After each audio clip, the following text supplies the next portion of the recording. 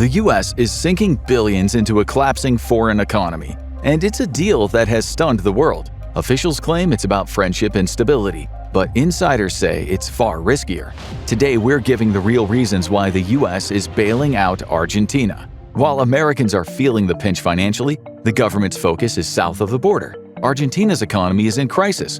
The peso has plummeted, debt is mounting, inflation is off the charts. Without external support, the risk of sovereign default or deep austerity rises sharply.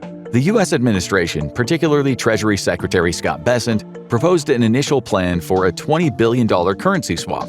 The idea is the U.S. will use its Exchange Stabilization Fund, a fund meant for crisis lending and U.S. interference in foreign exchange markets, to buy pesos in exchange for U.S. dollars. Though it's called a swap, experts say it's essentially a loan, because the U.S. has no interest in holding on to relatively worthless pesos. Why would they? Even Argentinians barely want the currency.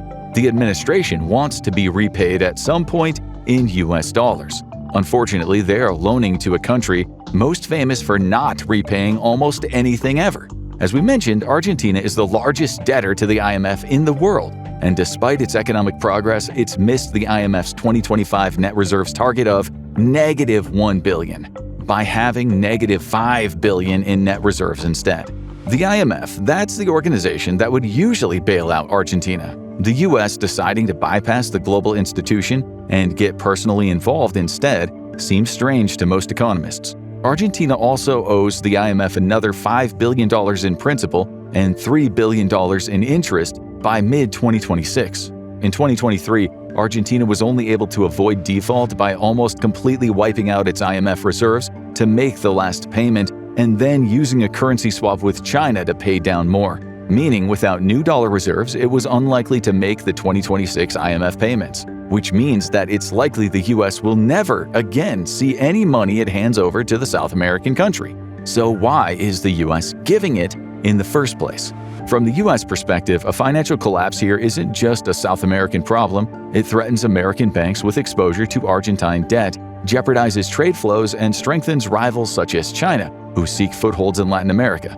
But are the risks really as bad as all that? To understand, we have to go a bit deeper into Argentina's current financial issues and administration.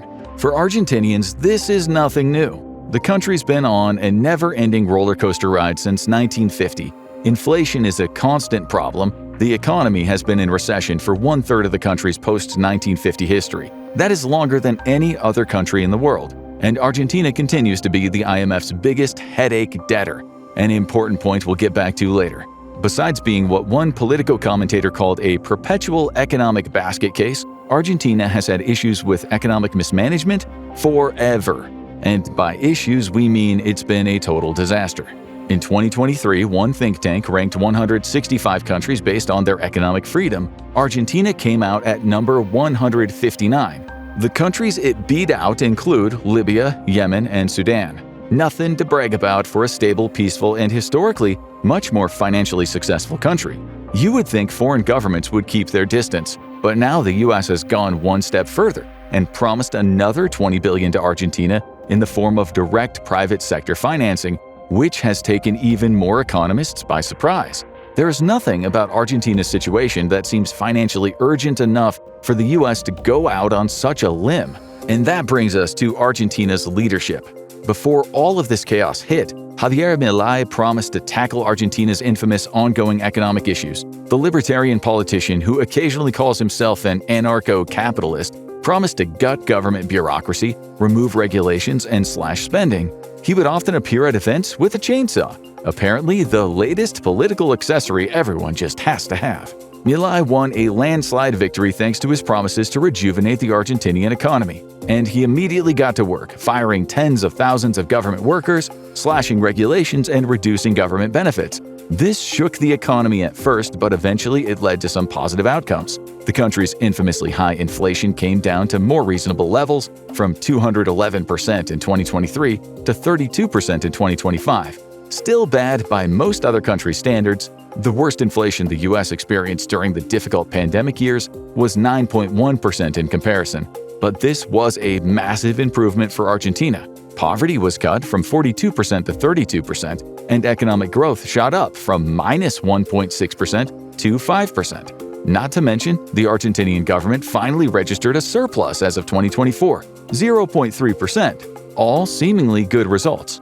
But the winnings have not gone to all Argentinians, and the cuts have been painful to many, especially because 38% of them affected a very vulnerable section of society, retirees. 5 million pensioners in the country got the equivalent of $320 per month from the Argentinian government now. According to the country's own ombudsman's office, that is 1/3 of the money that older people need to, actually live in Argentina day to day. In September 2025, Milei's party, La Libertad Avanza, or LLA, got destroyed in Buenos Aires' provincial elections. Opposition candidate Axel Kicillof won 46.8% of the vote, while Milei's party only got 33.8%. Since Buenos Aires has 40% of the country's eligible voters, this spelled trouble for Milei. Part of the reason for LLA's surprising loss was the painful cuts Milei enacted. Another was a very unfortunately timed bribery scandal that emerged in August. Milei had appointed Carina Milei as the General Secretary of the Presidency of Argentina, and no, that last name is not a coincidence. Carina is his sister. Hiring family to serve in your administration is not the best look for countries promoting themselves as democracies, so this had already raised some eyebrows with some of the voters. But in August, 2 weeks before the Buenos Aires elections, an audio clip surfaced as evidence that Carina was using her position to take hundreds of thousands of dollars in bribes, allegedly. Voters did not appreciate the blatant corruption after struggling to deal with Milei's deep cuts. Loyal Milei supporters also panicked as his poll numbers slipped. A win for his opposition, the Peronists, might mean a return to irresponsible financial management on the other end of the spectrum, and midterm elections were less than 2 months away. Here is where we need to bring up a weird fact about Argentina. It's a dual currency regime. In addition to the Argentinian peso, US dollars are used for some transactions. Some purchases, like real estate deals, are usually conducted in dollars. This was done to sidestep the problems that rampant Argentinian inflation brought with its currency. If you agreed to buy a house for 100,000 pesos today and you had to pay it over time, the original owner would be getting almost nothing of value in a couple of years with an over 200% inflation rate. So anytime that people get worried about the Argentinian economy, which is almost all the time, it causes a confidence crisis in the peso. And Milei losing the Buenos Aires elections caused a big one. Everyone who could ran to buy dollars and unload as many pesos as they had. The value of the peso crashed as a result. So far in 2025, it's fallen by 30%. In a very real way, Argentina was running out of its own money. And as always, that set off a familiar chain reaction. Argentina is like that friend, the one that always has some drama going on and still hasn't realized they might be the problem. The solution is probably just to let them figure it out, go about your own life, and stop paying so much attention. Not loan them tens of billions of dollars. Because a bailout like this is actually a really rare move on the part of the US. One it hasn't done since it moved to prop up Mexico's failing economy in 1995. But Mexico is a neighboring country with much closer financial and trade ties to the US. In addition, Monica de Bolí, an economist at the Peterson Institute for International Economics, says, Argentina is not a country that poses any risks to either its neighbors, the surrounding countries, or to the United States. She emphasized that the motivation for the bailout seems to be more politically motivated, as there is no real economic rationale for the United States to be stepping in and doing this at this juncture. In fact, Treasury Secretary Scott Bessent came right out and said that the plan is part of a new economic Monroe Doctrine in Latin America. The original Monroe Doctrine shooed Europe out of the Western Hemisphere and made Latin America a U.S. sphere of influence. Bessent backed up his philosophy, telling Meet the Press, "We think it is much better to use American economic power up front to stabilize a friendly government and lead the way." Critics of the plan are still skeptical, as are the banks being asked to hand over the cash.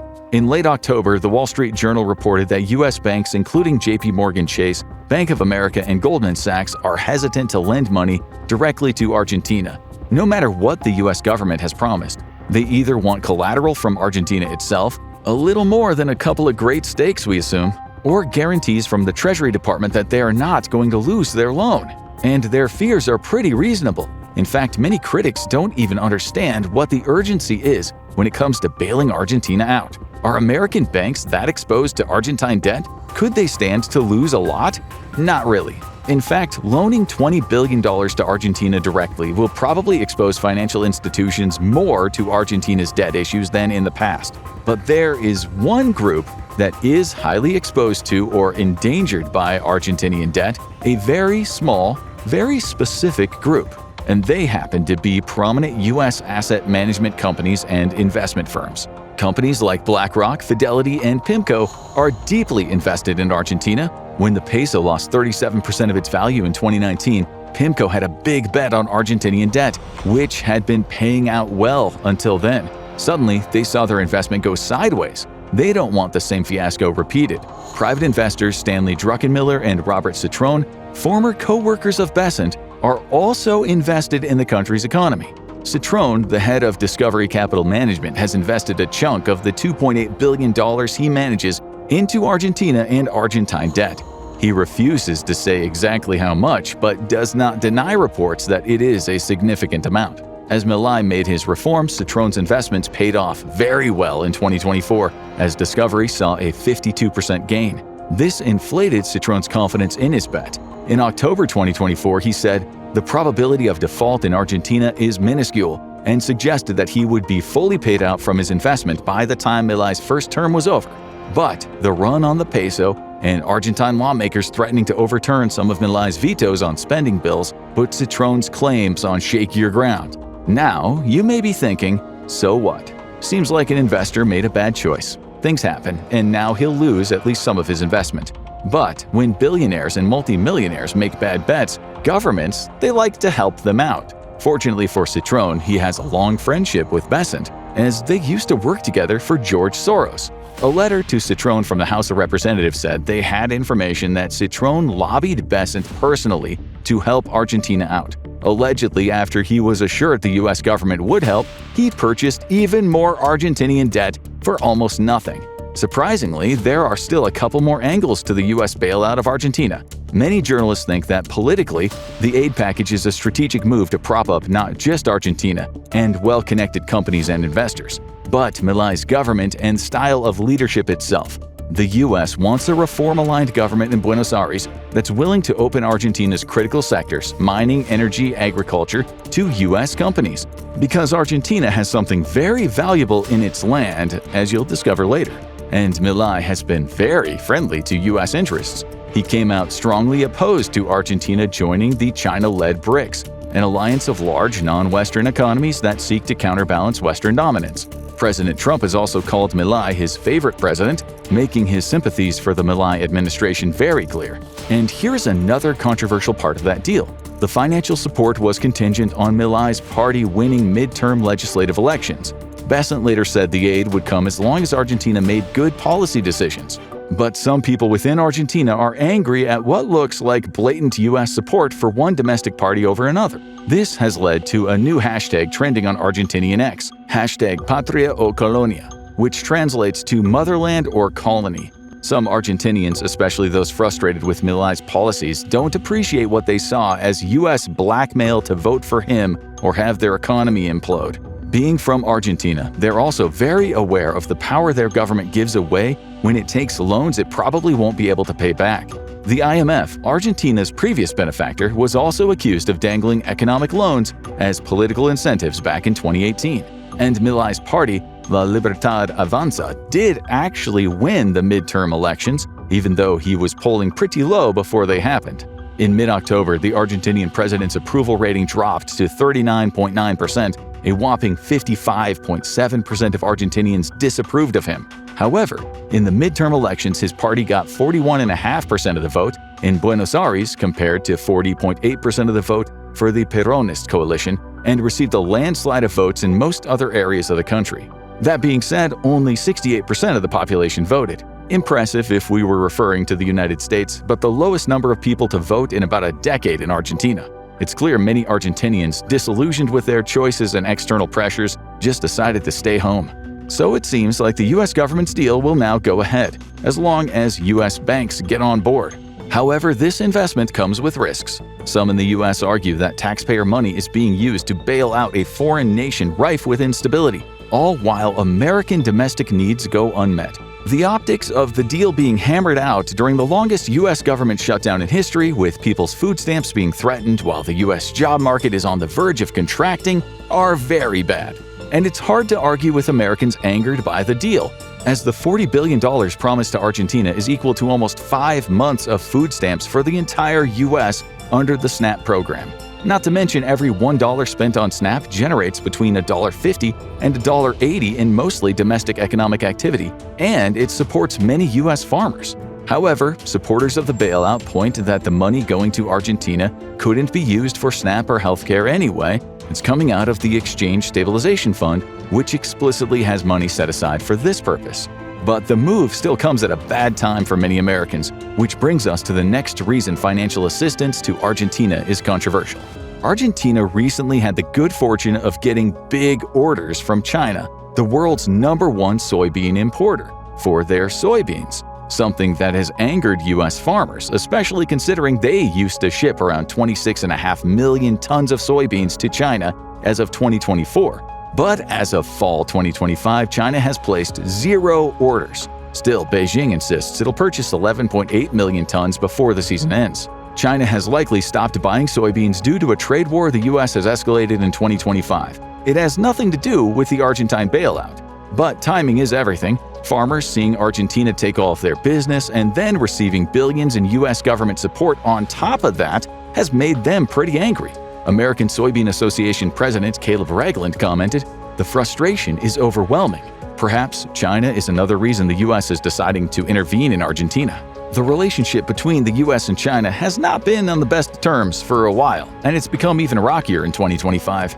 China has a foothold in Argentina, as it does in Latin America, via trade agreements, investments, and its infrastructure building under its famous Belt and Road Initiative. As of 2023, 1/3 of Latin America's mineral exports went to China. Trade between the two areas also reached $518.4 billion in 2024, up 6% from the year before. But China's presence in Latin America is concerning for the U.S., though Milei denies it to his own voters. It seems the U.S. government has indicated they would like him to cool down relations with China a bit, which, to be fair, Milei had initially wanted to do all on his own.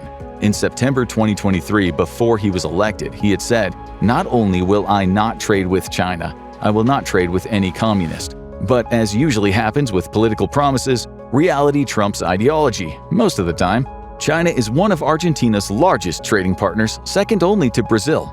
According to Alejandra Conconi, executive director of the Argentine Chinese Chamber of Commerce, 80% of meat exports from Argentina, a major industry, go to China. In addition, China ranks first in providing imports to Argentina. Milei probably realized his dislike of communist countries, which China still pretends to be, is less important than his love of Chinese money and imports. In mid-2024, less than a year later, Milei changed his tune, saying that China is a very interesting trade partner. At the G20 summit in Brazil, Milei proceeded to meet with Chinese President Xi Jinping and discussed continued cooperation and a healthy trade relationship. The two leaders have signed several trade agreements and a tax agreement as well. How much of a threat is China to U.S. interests in Argentina? President Trump expressed to Milei that any military deals between Argentina and China would be very disappointing to him. But even before Milei came into office, Argentina had canceled their purchase of Chinese JF-17 FC-1 fighters in favor of U.S.-produced F-16 fighters. There are no plans for military installations or ports funded by China in Argentina, and even the infrastructure plans China does have for the region, mainly 2 big dams, have been put on indefinite hold as Argentina struggles to find money to invest in them. And while military ties aren't the real concern, economic resources absolutely are. One thing that may be very interesting to the U.S. is Argentine lithium reserves. China's been signing agreements and conducting geological studies in northern Argentina in the region of Jujuy to see if its salt flats can be exploited for the mineral, because Jujuy is chock full of lithium. As of 2023, Chile was supplying 26% of the world's lithium, while Argentina was only supplying 6%. But Argentina's reserves are much, much bigger. While China is estimated to have 11% of global reserves, Argentina has over 1/5 of the world's supply, 21%. Other estimates put it even higher. The U.S. Geological Survey estimated that Argentina has 23 million tons of lithium compared to Chile's 11 million. The country just hasn't been able to exploit it as much as Chile has. But that may change soon, because Argentina has a 10-year plan that would put it in at least the top 3 producers of lithium globally. At best, it'd become the biggest lithium producer in the world. As the world shifts to green energy and lithium becomes absolutely necessary for the world's electric cars, as well as the batteries that fuel the screens you use to doom scroll all day, those reserves will skyrocket in value. Is that why the US wants to shift Milei away from China and toward Washington? After all, China has taken the lead in green tech. The International Energy Agency, or IEA, believes China will account for 60% of all newly added renewable capacity by 2030. It definitely gives the US an incentive to become BFFs with the country holding the biggest lithium reserves and cut into China's lead. But even with the US pulling Milei closer, will the Argentine president hold the power and popularity to shift lithium export to the US? Argentina has a unique system in which mineral and other natural resources belong to the provinces, not to the national government, meaning the province of Jujuy, not Milei, will have to be convinced to accept US rather than Chinese investment and extraction. And Argentina has already shown that, like most countries, it's more willing to follow the money rather than political allegiances. At the end of the day, the US is not just lending cash to Argentina, it's buying leverage. It's stabilizing a friend, but also positioning itself strategically in a region where influence matters. The real question is, who gets to shape Argentina's future? Will the bailout shift allegiances or trigger lasting changes in an economy that keeps collapsing? And what price will both sides end up paying? Now, go watch What If the US Economy Crashes to see how fast everything could fall apart at home, or click on this video instead.